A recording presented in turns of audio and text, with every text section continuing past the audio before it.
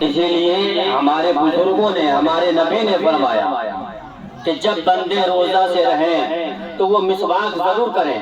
اور ترمذی شریف کی حدیث پاک ہے، اللہ کے نبی صلی اللہ تعالی علیہ وسلم نے ارشاد فرمایا لولا ان اشق علی امتی لامرتهم بالسواک عند کل صلاۃ۔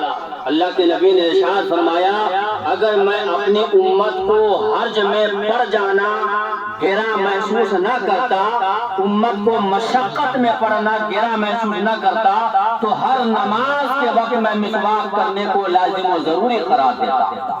لیکن ہمارے نبی کو ہمارا خیال تھا کہ ہر نماز کے وقت اگر مسواک کرنے کا حکم دے دیا جائے تو ہماری امت حرج میں پڑ جائے گی، دقت میں پڑ جائے گی، کیونکہ کام کاج میں اس کے پاس ہوں گے، ضروریات بھی ہوں گی، اور ایسے وقت میں وہ جلدی سے مسجد میں آئے گا اور نماز کا وقت ہو چکا ہوگا، جماعت کا وقت ہو چکا ہوگا، اور مسواک کرنا لازم و ضروری قرار دوں تو میری امت حرج میں پڑ جائے گی۔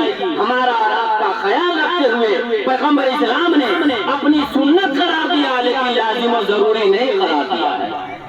اللہ تعالیٰ کا احسان ہے کہ ہم نے اور آپ نے روزے رکھے۔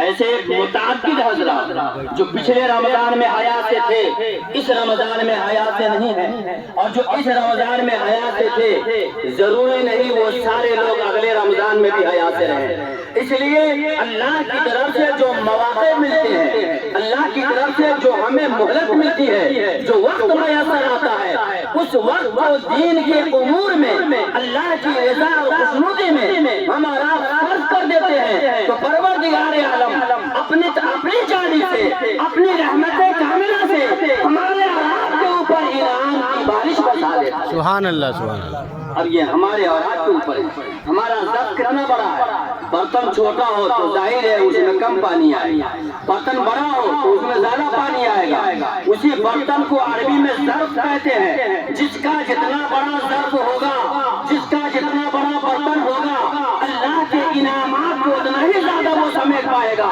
اس لیے ہم سب کو چاہیے کہ ہم اپنے ظرف کو، ہم اپنے برتن کو بڑا رکھیں تاکہ اللہ کی طرف سے انعام ہو، اللہ کی رحمتوں کی برسات ہو، ہم اللہ کے انعام کو بھی اور اللہ کی رحمتوں کو بھی ہم اپنے برتن میں، ہم اپنے ظرف میں زیادہ سے زیادہ سمیٹ کریں۔ سبحان اللہ۔ اور جن بندوں نے تراویح پڑھی ہے اللہ تعالیٰ نے اس کے لیے بھی انعام عطا فرمایا۔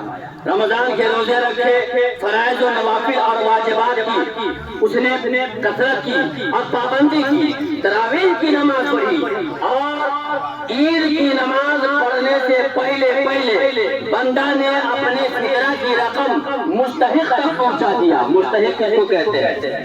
غریب اور مسکین۔ غریب اور مسکین کسے کہتے ہیں؟ آج دن میں کھا لیا، رات میں اس کے پاس کھانے کا انتظام نہ ہو۔ مسکین اور غریب شریک کس کو کہتے ہیں؟ ہمارا آپ کیا کہتے ہیں فلاں آدمی غریب ہے، اس کو زکوٰۃ کی رقم دے دو، اس کو فطرہ کی رقم دے دو۔ لیکن غریب کہتے کس کو ہیں؟ شریعت نے کہا غریب وہ شخص ہے جو آج دن میں کھانا کھا لیا تو رات میں اس کے پاس کھانے کا کوئی انتظام نہ ہو۔ اور مسکین کس کو کہتے ہیں؟ جس کو آج دن میں بھی کھانے کا انتظام نہ ہو، وہ مسکین ہے۔ تو غریب کہتے ہیں آج دن میں کھا لیا تو رات میں کھانے کا انتظام نہیں، اور مسکین کہتے ہیں کہ آج دن میں بھی اس کے پاس کھانے کا انتظام نہ ہو۔ ایسے شخص کو زکوٰۃ اور فطرے کی رقم دینا جائز ہے، لیکن عرف عام میں ہم اور آپ جسے غریب اور مسکین کہہ دیتے ہیں، حقیقت میں شریعت کی نگاہ میں، شریعت کے نزدیک وہ شخص، وہ بندہ نہ غریب ہے نہ مسکین ہے، اور نہ وہ زکوٰۃ کا مستحق ہے اور نہ ہی فطرے کا مستحق ہے۔ اس لیے ہم اور آپ مسائل کو پہلے جانیں کہ ہماری زکوٰۃ کی رقم کہاں جائے، کس کو